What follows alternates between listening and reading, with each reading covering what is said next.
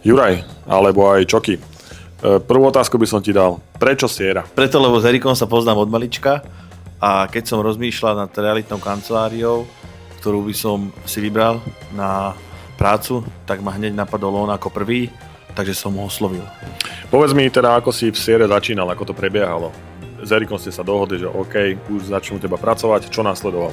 No, začínal som tak, že som nevedel skoro vôbec nič.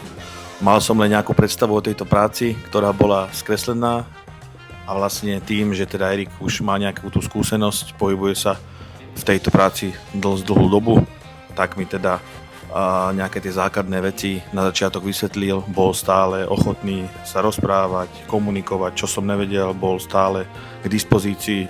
Nebral to ako otravovanie, ale teda pomohol mi vždy so všetkým, hlavne ma naučil tie veci, ktoré sa tejto práci týkajú. OK, v pohode.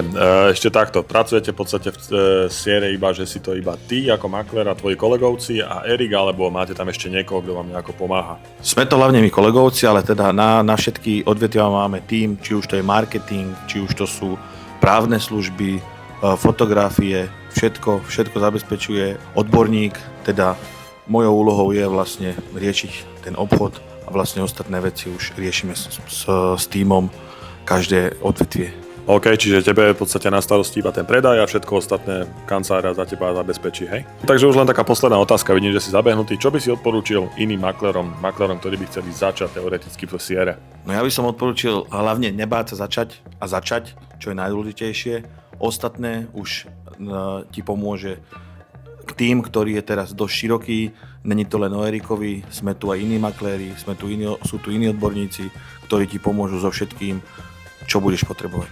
A poviem ti poslednú vec, neboj sa toho, že sa budeš musieť hrať na chrumkavého, s nami sa zabavíš, je tu kopec randy a o tom to je ten tím, ktorý má byť hlavne uvoľnená atmosféra, žiadne hrať sa na niečo, to tu nefunguje.